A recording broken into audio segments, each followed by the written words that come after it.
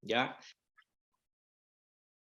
En la época de aquel entonces, justamente, lo que nosotros vemos en la historia de la nación de Israel es que en aquella época no había un gobierno centralizado, porque una vez que ellos entraron a la tierra prometida, estaban justamente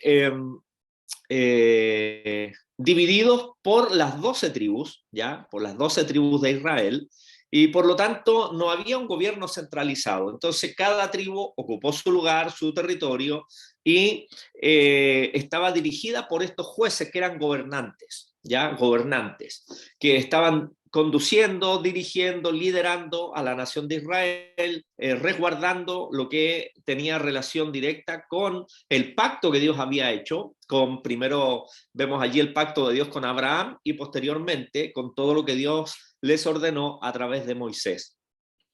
Entonces este libro lo que relata es justamente la manera en que Dios trató a Israel a pesar de su infidelidad.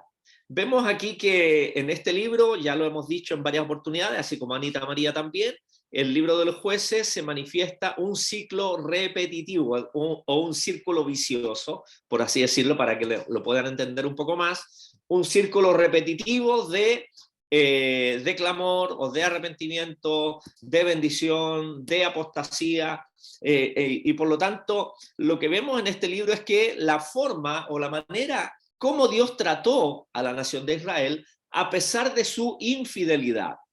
Y esto nos enseña, hermanos, que Dios es misericordioso, ¿ya? Nos enseña que Dios es misericordioso porque pudiendo haber escogido otro pueblo, haberlos desechado y escogido otro pueblo de aquel entonces, Dios en su bondad, en su misericordia, entonces toleró esa infidelidad, pero sin embargo, lo que hace Dios es corregirlos, disciplinarlos, ¿ya? Entonces, ¿de qué manera Dios trata a Israel a pesar de la infidelidad?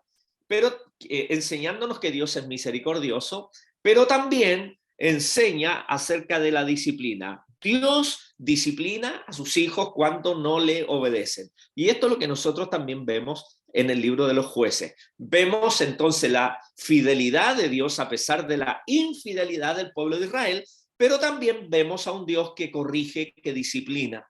Y eso, por supuesto, que también es una enseñanza para nosotros hoy. Nos enseña justamente, hermano, que Dios no pasa por alto ya nuestras desobediencias, y ya lo hemos aprendido también. La idea entonces es que nosotros podamos enfocarnos en aquellas lecciones de vida, ¿ya? Entonces el tema de los jueces es la infidelidad de Israel y la fidelidad de este Dios maravilloso, ¿ya? En esencia, Dios es fiel al pacto que hizo principalmente allí con Abraham. Bueno, cuando se habla del pacto con Abraham, se refiere al pacto que Dios hizo con Israel, ¿ya? Y en ese pacto justamente le correspondía a Israel el obedecer al Señor, ¿ya? Los pactos entre Dios y el hombre son unilaterales, hermanos, ¿ya? Son unilaterales. Es decir, Dios como soberano, como creador, es el que fijó las normas. Por eso que Dios les dice, si tú obedeces a la palabra, obedeces y no te contaminas, no te mezclas con los pueblos paganos, si tú guardas la ley, yo les prometo que los voy a bendecir, voy a estar con ustedes. Ninguna de las plagas, como dice la palabra del Señor, que envía a los egipcios te llegará a ti. Ahora, si ese pacto estaba condicionado a la obediencia de este pueblo, ¿ya? El Señor prometía bendecir a su pueblo, ¿ya? Pero a Israel le correspondía obedecer al Señor.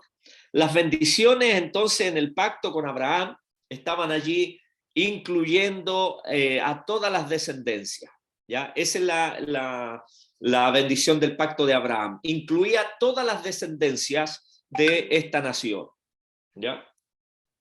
Esto es lo que hace Dios entonces a través de la historia. Y el libro de los jueces relata entonces este proceso. Infidelidad de la nación de Israel. ¿Qué otra cosa manifiesta? La gracia, la misericordia, el perdón de Dios. Y Dios le levanta a estos jueces que son líderes, ¿ya? Caudillos o líderes ¿Para qué? Para hacer volver el corazón de este pueblo tan desobediente, que en reiteradas ocasiones fueron infieles al Señor y sirvieron a los dioses paganos de la tierra que estaba habitada allí en Canaán. Por eso es que Dios les había dicho que al ingresar a la tierra de Canaán, ellos debían exterminar a todos los enemigos. ¿Por qué? Porque los enemigos, los habitantes de la tierra de Canaán, precisamente, hermano, tenían otros dioses, falsos dioses, hacían sacrificios humanos, etcétera. O sea, tenían una acción desafortunadamente que les llevaba justamente a corromperse cada vez más. Por eso que Dios ordena justamente exterminarlos a todos. Desafortunadamente, en los primeros 2 capítulos del libro de los jueces, nosotros vemos que las tribus que comenzaron la conquista no hicieron del todo su trabajo. Dejaron a parte del pueblo o de los pueblos en los diferentes territorios de Canaán, que estaba constituida por ciudades-estados, ¿ya? Podríamos decir, en este caso también no aplica como monarquía, pero es como decir la región de Valparaíso está constituida por provincias. La provincia de Petorca, la provincia de Quillota, ya Marga, ¿entiende el concepto? Pero Valparaíso está compuesto entonces por estas provincias y a su vez las provincias están compuestas por comunas. ¿Ya? Entonces, a pesar de que aquí nosotros somos un solo territorio nacional, el de Chile, en este caso, en ese contexto, podríamos decir Valparaíso era un territorio que estaba constituido por, ya en este caso, como lo acabo de mencionar, por provincias y comunas. Estas provincias entonces eran y tenían sus propios líderes y en algunos casos la tierra de Canaán tenía sus propios reyes, ¿ya? Tenía un rey, un gobernante, ¿ya? En ese territorio en particular. Por eso que la orden del Señor era que debían exterminar a todos los enemigos. Este es el trasfondo entonces del libro de los jueces. Por otro lado, hermanos, las bendiciones del pacto eran, hablamos de las bendiciones del pacto de Abraham y las bendiciones del pacto mosaico de Moisés eran condicionadas a que Israel cumpliera con su parte. Cuando Dios le dice, y eso lo vimos también allí en Deuteronomio, si ustedes obedecen el mandato de Dios, se sujetan a la palabra del Señor, yo les prometo que los voy a bendecir, ¿ya? Entonces, esa responsabilidad le tocaba a la nación de Israel, ¿ya? Repetidas veces en el libro de los jueces, Israel es infiel y desleal al Señor, siguiendo a otros dioses. Y esto se dio porque sencillamente Israel no hizo su trabajo. No hizo bien la pega, como decimos acá en Chile, no hizo bien su trabajo. Desafortunadamente Israel lo que hizo fue conquistar a medias, dejó vivos allí a pueblos enemigos que más tarde justamente esos mismos pueblos, esos mismos habitantes que ya venían con una práctica politeísta de dioses paganos, comenzaron entonces a transmitirle, a influenciar sobre Israel las falsas enseñanzas. ¿Ya? Entonces, lo que hace aquí Israel en este libro de los jueces es manifestar la deslealtad, la infidelidad al Señor, siguiendo a dioses ajenos y violando de muchas maneras el pacto que Dios había hecho allí a través de Moisés, dándole las tablas de la ley, dándoles la ley, no solamente los 10 mandamientos, sino toda la ley que nosotros encontramos en el libro de Levítico. La fidelidad al pacto traía justamente la bendición sobre esta nación, porque Dios se los había dicho, si ustedes me obedecen, yo los voy a bendecir, yo los voy a guardar, yo les voy a proteger, yo les voy a dar justamente que ustedes disfruten de esta tierra buena, ancha, espaciosa, que dice que fluye leche y miel. El significado de esa declaración, que fluye leche y miel, significa, hermano, que era una tierra fértil. La leche, obviamente, relaciona al ganado. O sea, era una tierra muy buena para la crianza de ganado. A eso se refiere cuando dice que fluye leche, ¿ya? y miel. La miel tiene relación directa también con el alimento. Dios entonces les dio esta tierra para que ellos la poseyesen, una tierra fértil, abundante. Entonces, el libro de los jueces narra ciertos eventos que sucedieron en Israel entre la conquista de Canaán bajo la dirección de Josué. Ya lo vimos en el libro de Josué, en los primeros 13 capítulos vemos allí que justamente Josué cumplió con el proceso de conquistar, o sea que Josué en definitiva fue el único que hizo el trabajo de exterminar a los pueblos enemigos. A la muerte de Josué, lamentablemente Israel conquistó a medias. Entonces, el libro de los jueces narra los eventos que sucedieron posterior a la conquista de Canaán bajo la dirección de Josué. Y el libro de los jueces entonces abarca ese periodo de conquista de Canaán desde el periodo de Josué o desde el personaje Josué hasta el inicio del reinado de Saúl. ¿Ya? Esta es la fecha que aproximadamente abarca el libro de los jueces. Como ya lo dije, la palabra jueces no tiene que ver con la perspectiva o la imagen de los jueces actuales, ya no es así, aunque probablemente a ellos en alguna medida, más de alguna oportunidad les haya tocado ejecutar como juez, ya en alguna acción, en alguna situación. Ya, más bien, cuando hablamos de los jueces, estamos hablando de líderes, gobernantes, libertadores, ya. De eso se trata, la raíz de esta palabra, la raíz hebrea, la palabra juzgar, de acuerdo a la raíz hebrea que está escrito, la palabra juez significa gobernar, ¿ya? Gobernar. Antes del libro de los jueces, el gobierno de Israel estaba centralizado en Moisés. Moisés era el líder. Luego estaba centralizado en Josué. Y la adoración al Señor estaba centralizada en el tabernáculo, en los años que vagaron por el desierto. Después de los jueces, el gobierno nacional ya vuelve a centralizarse en los reyes, con el primer rey de Israel, ¿cierto?, que fue Saúl, y de allí en adelante entonces todo lo que era el gobierno se centralizó en la monarquía, ¿ya? Y la adoración eventualmente se centraría posteriormente en el templo edificado, construido por Salomón, que fue el primer templo físico, sólido, ¿ya? En contraste o a diferencia del periodo de los jueces, comparándolo con la monarquía o del inicio de la monarquía, se halla en la descentralización del gobierno. Vuelvo a reiterar, en el periodo de los jueces había una descentralización, no había un gobierno centralizado, ¿ya? No hubo un gobierno nacional. Los jueces ejercían su liderazgo a nivel regional, como yo les mencionaba hace un rato atrás, a nivel regional como Valparaíso o como provincia o como unas comunas. O sea, de esa manera estaba distribuido entonces el gobierno en la época de los jueces. Como consecuencia, ¿ya?, hubo cada vez menos unidad nacional.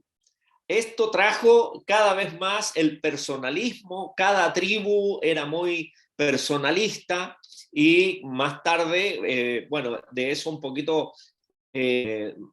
más adelante uno puede ver también que ese personalismo llevó también a algunas guerras civiles, ¿ya? O guerra entre tribus hermanas. Como lo vamos a ver más adelante posiblemente, allí vemos el caso de los efraínitas, de la tribu de Efraín, o como los de la tribu de Benjamín, que fueron las dos tribus que fueron protagonistas de algunos incidentes con sus hermanos de las otras tribus, ¿ya? Por eso es que más adelante con la monarquía en algunos casos costaba mucho, a tal grado que después de la muerte de Salomón y el reinado de su hijo, si mal no recuerdo, Roboam, se dividen los reinos en el norte y en el sur. O sea, llegó a este divisionismo que más tarde entonces se dividen los reinos en dos, el reino del sur que era la capital era Jerusalén y el reino del norte, la capital Samaria. El reino del sur estaba compuesto por 2 de las 12 tribus y el reino del norte estaba compuesto por 10 de las tribus. Sin embargo, a medida que fue pasando la historia, hermano, prácticamente el reino del norte desaparece por completo. Ya desaparece por completo, y del reino de Judá es que viene entonces posteriormente el nacimiento del Salvador, Jesucristo, ¿ya? En el libro de los jueces, ya lo hemos mencionado, se destaca una de las frases célebres de este libro, que es, como por ejemplo en Jueces 17, capítulo 17, verso 6, que dice: en aquellos días no había rey en Israel, cada uno hacía lo que bien le parecía. Y esto es, hermano, importante también, trasladándolo a la época nuestra.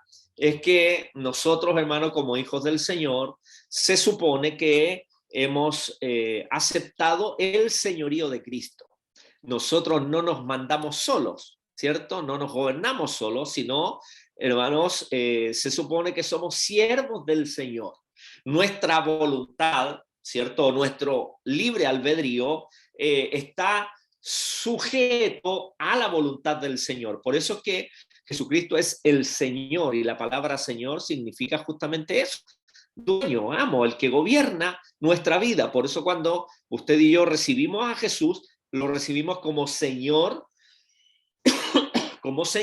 y Salvador. Primero es Señor, es decir, el que gobierna mi vida. Todo lo relacionado a mi vida está sujeto al señorío de Cristo. De eso se trata, ¿ya? Y luego lo consideramos como nuestro Salvador. En la época de los jueces, como dice el relato, cada uno hacía lo que bien le parecía.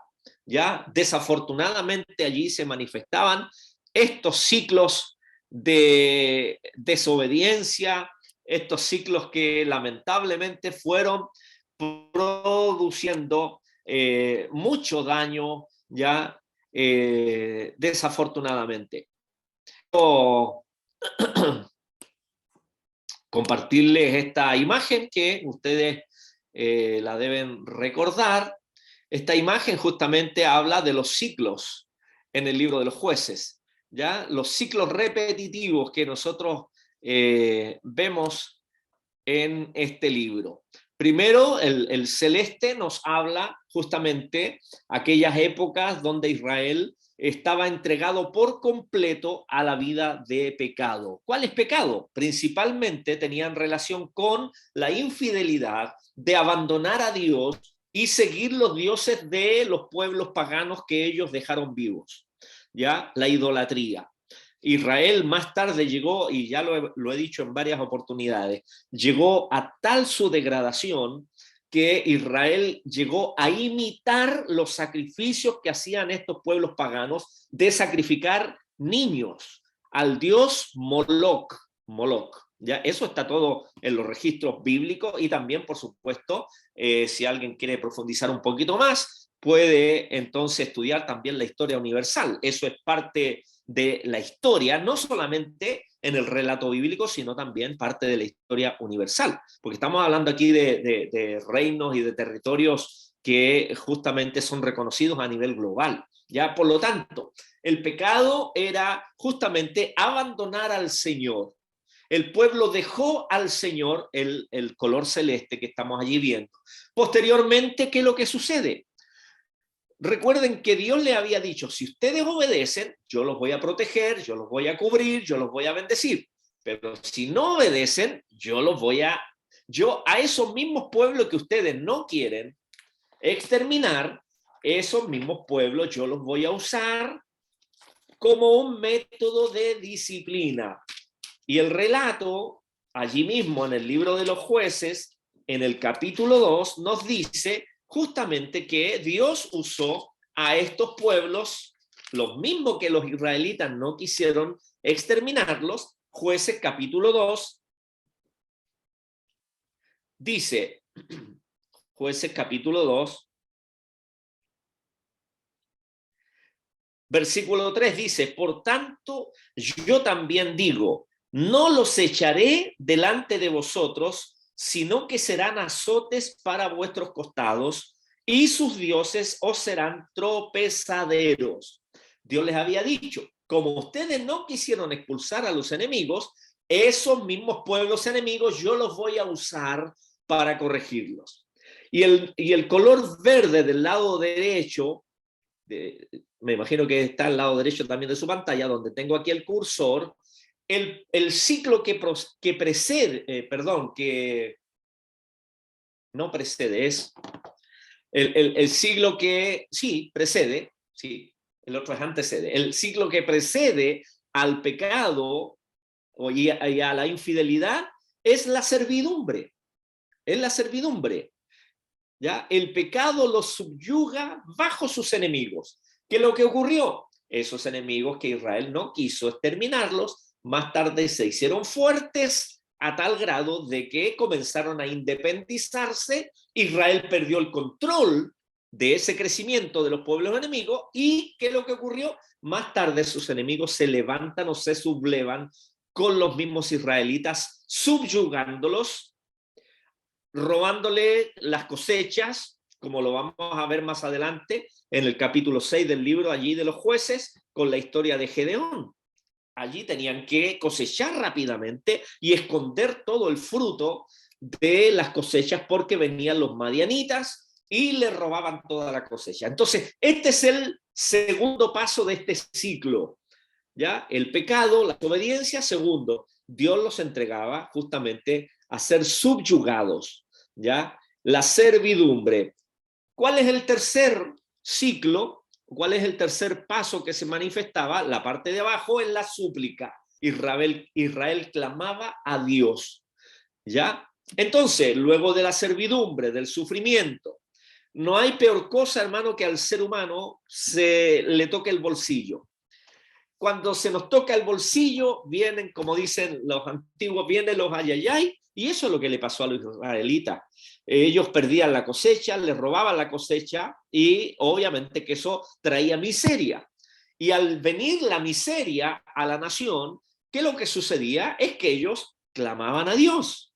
Allí se acordaban de Dios y oraban y suplicaban. Entonces Israel clamó a Dios y Dios entonces en su misericordia, porque dijimos que este libro manifiesta por un lado la infidelidad de Dios y por otro lado manifiesta la misericordia de Dios ante tantas veces que Israel fue infiel.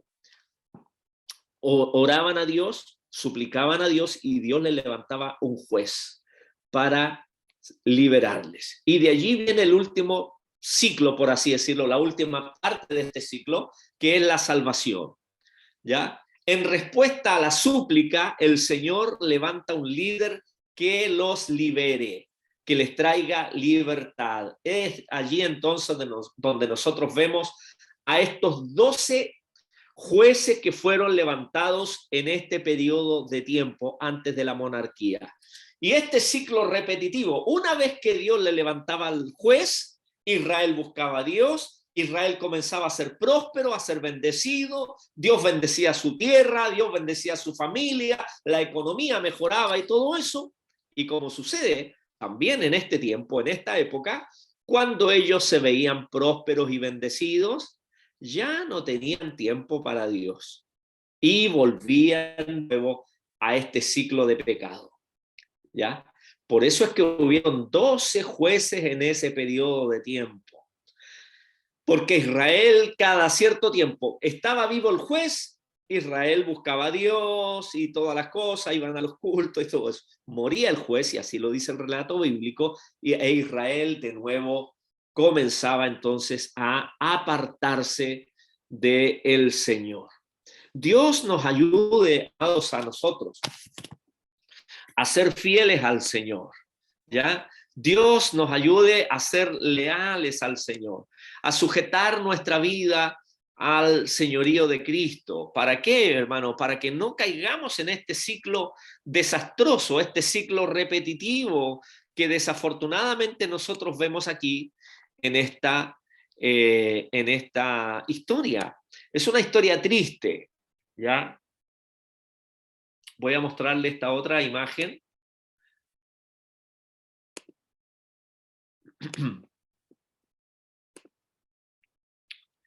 Esta otra imagen. Los primeros 4 jueces y los opresores. Los de arriba son los opresores. Recuerden usted que Canaán estaba habitada por ciudades-estados, como decíamos hace un rato, como una región, ¿cierto? Valparaíso, Santiago, como Coquimbo, así, ¿ya? Y ahí están los primeros 4 opresores, ¿ya? Que era en el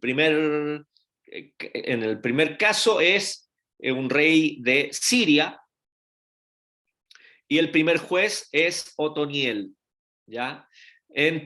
Su gobierno fue aproximadamente en el año 1367 al 1327. 40 años es que Otoniel lideró a la nación allí, o a las tribus de Israel. 40 años, ¿ya? ¿Qué es lo que ocurrió? El ciclo repetitivo, ¿se acuerdan ustedes? ¿Ya? Después estaban en pecado y Dios usaba a estos pueblos. El segundo pueblo que Dios usó, o los segundos opresores, fueron Eglón, el rey de Moab, los moabitas. Y en ese periodo Dios levanta a este juez, Ahod, entre 1309 y 1229 aproximadamente. Ahí está la cita bíblica, Jueces capítulo 3, versículo 12 al 30. Posteriormente están los filisteos, un pueblo muy, que le trajo muchísimos dolores de cabeza a la nación de Israel. Allí Dios levanta a Samgar entre el 1220 al 1210. Y el último, en el Jueces capítulo 4 y 5, levanta a una mujer, Débora y Barak. Ya esta mujer, una jueza que Dios levantó, recuerde que no es jueza en el contexto de hoy, ya significa una líder que Dios usó. ¿Quién fue? Fue el rey Jabín de Canaán, ¿ya? Y estos 4 jueces fueron entonces los que Dios usó en este ciclo repetitivo de Israel. Un ciclo desafortunadamente muy triste, ya muy triste, porque Israel lamentablemente tenía que padecer todo lo que ya nosotros podemos ver en la historia bíblica: ciclos de apostasía. Abandonaban a Dios. Apostatar significa abandonar, darle vuelta a la espalda al Señor. Ahora la pregunta que tendríamos que nosotros hacernos en esta época, porque generalmente nosotros basamos, por supuesto, la enseñanza y usamos al pueblo de Israel como ejemplo, y en este caso como un mal ejemplo, de que cada vez, hermano, cada cierto tiempo fallaba Dios, eran infieles, eran rebeldes, viendo milagros y todo eso. Pero el tema es preguntarnos si en este tiempo también se manifiestan estos ciclos repetitivos, ¿ya? Se manifiesta en este tiempo también. A veces actuamos como los israelitas en un ciclo repetitivo, porque, hermanos, hoy día, teniendo la gracia del Señor, el Espíritu Santo a nuestro favor, porque ellos no lo tenían como nosotros hoy. En aquella época, en el Antiguo Pacto, el Espíritu Santo venía solamente sobre los reyes, en este caso sobre los jueces, sobre los profetas y sobre los reyes, y nada más. En cambio, nosotros, el día de hoy, cada uno tenemos el Espíritu Santo dentro de nosotros, que el Nuevo Testamento lo describe como el Consolador. Jesucristo dijo, ¿ya? Es necesario que yo me vaya, dijo Cristo, hablando con sus discípulos, porque de lo contrario no vendrá el Consolador. Él nos ayudará en todas las cosas. Él nos dará la fuerza, la capacidad, y estará a nuestro lado. Lógicamente, hermanos, que nosotros tenemos una gran ventaja sobre los israelitas del Antiguo Pacto. Y que el Señor entonces a nosotros nos ayude, ¿ya? A serle fieles al Señor, a no caer en estos ciclos repetitivos de apostasía, de abandonar al Señor. Que seamos fieles al Señor, ¿ya? Que así como ellos tuvieron que pelear contra estos enemigos y exterminarlos a través de estos liderazgos que hemos mencionado, bueno, de la misma manera, el día de hoy nosotros tengamos esa capacidad de derrotar cualquiera sean los enemigos que se estén levantando en nuestras vidas. Ahora quiero ir cerrando este breve resumen con algunas aplicaciones. En primer lugar, es que apartarse de lo ordenado por Dios siempre nos traerá malas consecuencias. Esto sí que no ha cambiado, hermanos. Porque Dios, así como le dijo a los israelitas, si ustedes me obedecen, yo les voy a guardar, yo les voy a bendecir, yo les voy a proteger, yo estaré con ustedes. Pero si me desobedecen, bueno, yo ya no me haré cargo. Como ya lo he explicado, Dios utilizó esos mismos pueblos para corregir y disciplinar a la nación de Israel. Entonces, amados, el principio es el siguiente.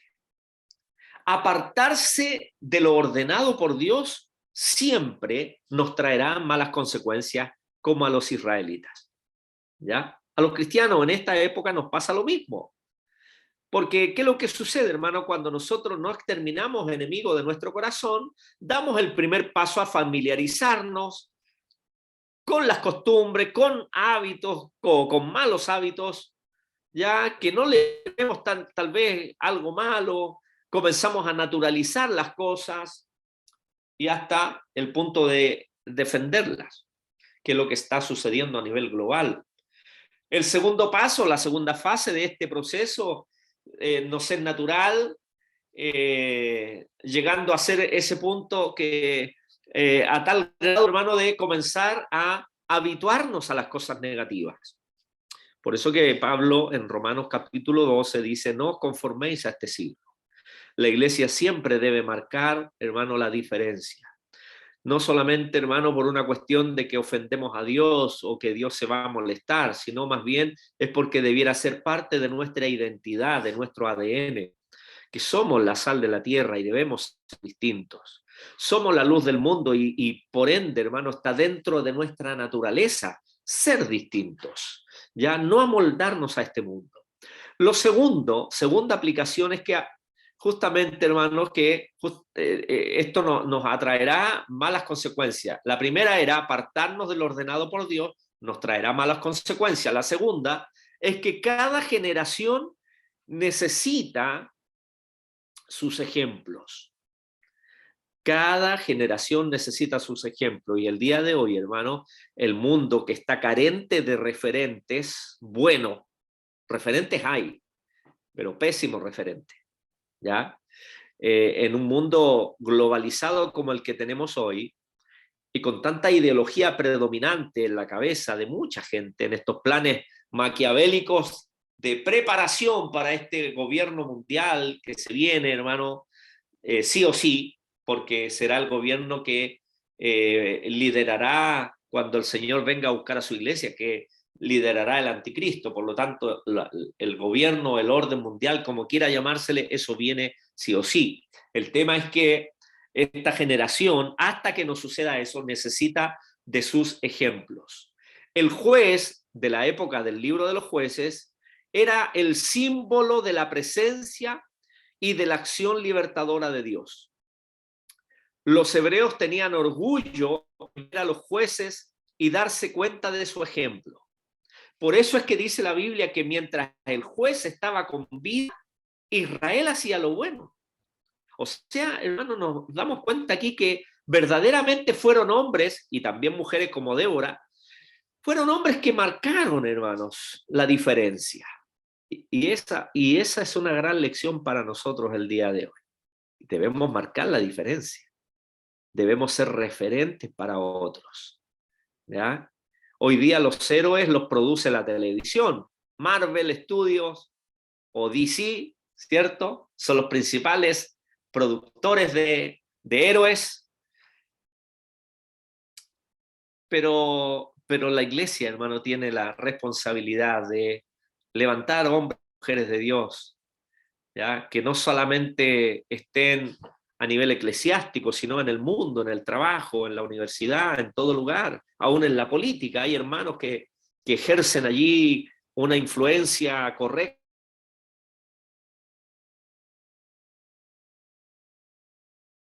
y gente que da buen testimonio allí y que son luz, ¿ya? Y que Dios los usa y que están allí. Otros actores de televisión, por ejemplo, famosos en Hollywood. Si ustedes no sabían, hermano, en Hollywood existe un movimiento cristiano que no se publicita ni se le da tanta mayor publicidad, porque justamente la idea, hermano, es influenciar para bien y no con pompas, ni cosas, ni luces como ellos están acostumbrados.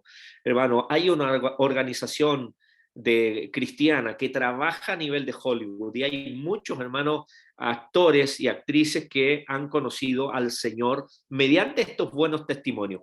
Tal vez ninguno de nosotros vamos a llegar allí a Hollywood, pero Dios tiene allí a sus hombres y mujeres siervos del Señor, así como en la política o así como en los gobiernos, cualquiera sea, ¿ya? Cada generación necesita sus ejemplos. Hacen falta los buenos modelos de la fe, hombres y mujeres íntegros y constantes en sus testimonios. Tercera aplicación o enseñanza es que Dios prueba la fidelidad del creyente. Dios nos va a probar en las circunstancias de la vida, ¿ya? Ejemplos tan básicos como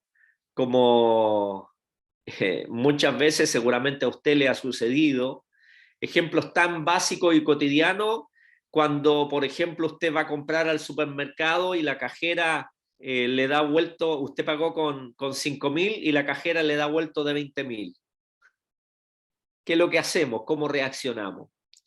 Decimos, gloria a Dios, Dios me está bendiciendo, o devolvemos ese dinero. O nos encontramos un celular, ¿me entiende? Cosas sencillas. Recuerdo, me parece que lo conté la otra vez, hace algunos años con mi esposa nos encontramos una billetera y tenía allí dinero y por supuesto los documentos de una niña. Y en esa oportunidad insistimos, hasta que fuimos hasta el Melón, por allá, por los cerros, buscando la dirección de la niña. Ah, la Anita Saray con la Anita María, ahí me está soplando mi esposa. La Anita Saray entonces se la encontró con la Anita María. Ya, bueno, ella se debe acordar mejor entonces. El asunto es que nosotros después buscamos a la niña y no podía creerlo la niña de esta situación. O sea, yo no sé si usted ha perdido la billetera con plata en la calle, ¿ya? Y si alguien se la ha devuelto íntegramente o un celular. Entonces, hermano, en esta falta de referentes, ¿ya?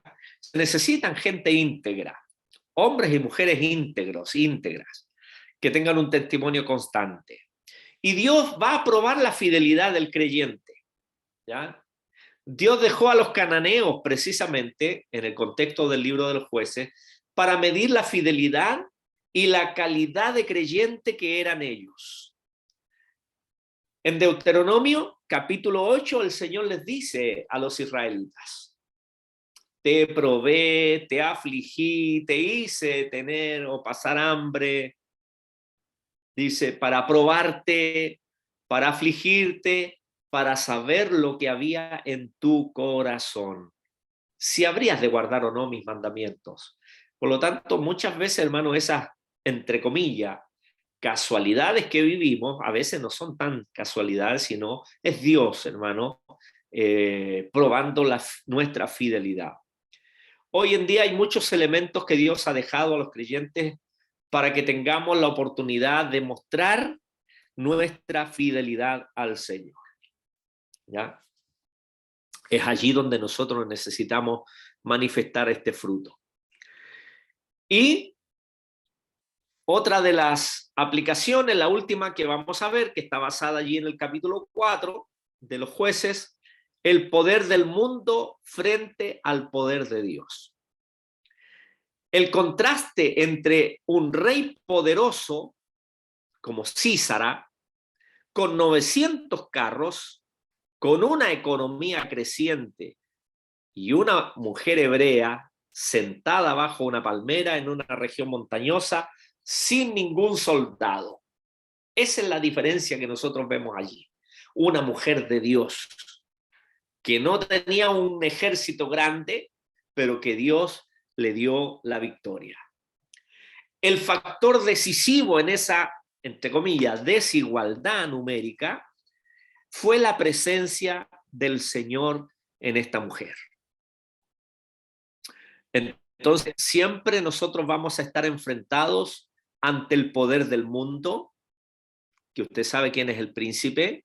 La Biblia dice Satanás es el príncipe de este mundo, que gobierna en ese espectro, en el mundo, y en los que no conocen al Señor, frente al poder de Dios. Hablábamos con el pastor Carlos hace un par de semanas atrás, justamente él estaba aquí en casa cuando yo estuve dando algunas clases para la Escuela de Misiones de la Iglesia Jesús Te Llama los días sábados, y en una le pedí que él nos hablara un poquito de estas realidades. Me parece que en la asignatura de la Iglesia en Persecución. Y justamente él hablaba de la realidad que se manifestaba allí en la India. Una realidad, hermano, donde el diablo se mueve de una manera que ninguno de nosotros tal vez nos imaginamos. Y de qué manera también la iglesia se mueve en aquel, poder de Dios se mueve de una manera tremenda, sobrenatural. Él contaba la experiencia de alguien, y él estaba allí, presente, en uno de los viajes que hizo a la India. Y llegó un niño sin el globo ocular. Me parece que lo contó en la iglesia también, no estoy seguro. Llegó un niño sin el globo ocular porque en aquellos lugares, hermanos, los padres de familia a veces venden los órganos de sus hijos. Y este niño, el ojo de este niño, el globo ocular, su padre lo había vendido. Él puede reforzar después la explicación, podríamos preguntarle, pero él en la Escuela de Misiones recordó ese testimonio.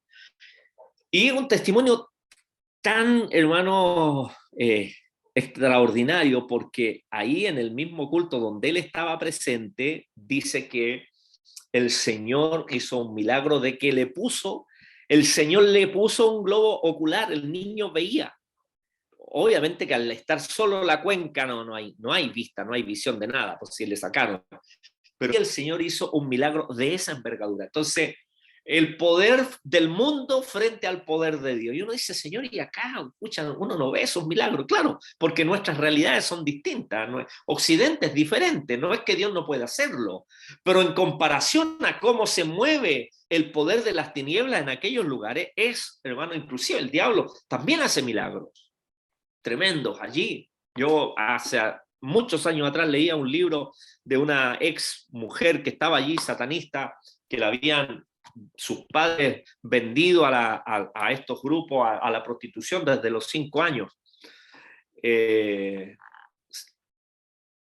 Y justamente esta mujer, que había conocido por esas cosas del Señor, ya conoció al Señor, y ella hablaba en una oportunidad que en uno de estos ritos que hacían, porque el hombre que la había comprado a ella justamente era satanista, eran satanistas abiertamente, y hacían en una finca por allá por el desierto, porque a ellas cada vez que llegaban le cubrían la cabeza, entonces ella no tenía idea dónde la tenían recluida, como en un palacio gigante en medio del desierto, en Estados Unidos. Y resulta que ahí llegaban jueces, políticos y todo el asunto. Y en una oportunidad llegó alguien con un niño muerto allí, muerto literalmente, y que lo llevaron a este centro donde hacen estos ritos satánicos, y lo resucitó. ¿Entiendes? Entonces el diablo también tiene un poder limitado, por supuesto, pero también a veces hace estos milagros. ¿Para qué? Para desvirtuar el poder de Dios, para que la gente obviamente se aleje de Dios. Entonces, aquí lo que ocurre en este capítulo 4 justamente es el ver, hermano, el poder del mundo, este rey con 900 carros, que tal vez para nosotros no significa mucho, 900 carros de caballo, pero para el contexto, para la época, tener un carro con caballos de guerra es como tener tanques, hermano. 900 tanques, ¿ya? De guerra, de última generación, y a una mujer que confiaba en el Señor y que la presencia del Señor estaba con ella. Los mismos recursos están al lado del Hijo de Dios. Esos mismos recursos que vemos nosotros en estos libertadores, los jueces del libro de los jueces, ya del mismo nombre, ese mismo recurso está el día de hoy en nosotros, el poder del Espíritu Santo. Ese poder de Dios está a nuestra disposición. Si buscamos a Dios, si buscamos la voluntad de Dios, si obedecemos al Señor y nos mantenemos leales y fieles a Él, por supuesto que vamos a disfrutar de todo el poder y la gracia que Dios tiene para nuestras vidas. Amén. Vamos a darle las gracias al Señor, vamos a orar al Señor y vamos a agradecer este tiempo de estudio, de reflexión, este resumen de los primeros 4 capítulos del libro de los jueces. Amén. Oremos al Señor. Padre, oramos a ti en esta hora y te damos las gracias, Padre, por este tiempo de estudio, de tu palabra, de tu consejo. Oramos para que tu Espíritu Santo, Señor, ministre en nuestras vidas y nos ayude a extraer estas enseñanzas tan importantes, tan relevantes para nosotros, Señor. El día de hoy hemos hablado precisamente, hermanos, que apartarse de lo ordenado por Dios, apartarse de lo que tú has establecido, traerá malas consecuencias. Y cuántas veces, Señor, lo hemos vivido, tal vez lo hemos experimentado, cuando nos apartamos, cuando nos alejamos, cuando actuamos igual que los israelitas, infieles, Señor, viene también las malas consecuencias. Segundo, Señor, hemos analizado justamente que cada generación necesita de ejemplos vivos, reales. Permítenos, Señor amado, ser nosotros testimonios de luz, Señor, referentes para otro, partiendo para nuestra familia, nuestro entorno primario, el entorno oico, es decir, los amigos, los vecinos, los compañeros de trabajo, de estudio. Señor, que seamos referentes, como estos 12 jueces que vemos en este libro, que fueron referentes para sus generaciones. Así también nosotros, Señor, sabiendo de que tú pruebas nuestra fidelidad a ti a través de la vida cotidiana. Ayúdanos a salir aprobados en toda nuestra manera de vivir, Señor. Padre, y que el poder de tu Espíritu Santo, que la gracia de tu Espíritu Santo se manifieste de manera abundante y sobrenatural en nuestras vidas, Señor. Tu palabra dice, estas señales seguirán a los que creen. En mi nombre echarán fuera demonios, pondrán las manos sobre los enfermos, sanarán. Señor, son promesas tuyas que tú las has dejado para nosotros, para que las vivamos, para que las experimentemos. Tanta necesidad, Señor, hay en la iglesia, y no solamente en la iglesia, en todo lugar, pero en nuestra congregación. La tabla de oración se hace cada vez más extensa. Y necesitamos, Señor, el poder de tu Espíritu Santo para responder, Señor, a las necesidades de tu pueblo, a las necesidades de aquellos que no te conocen, para que puedan, Señor, ver que tú eres un Dios todopoderoso y que estás en nosotros y por nosotros, Señor. Bendice a la iglesia, bendice a mis hermanos y que tu presencia inunde nuestros corazones y guarda, Señor, a tu pueblo, guarda a nuestra iglesia y bendícela en el nombre de Jesús. Amén y amén. Bien, amados hermanos, antes de dejar a Simón para concluir,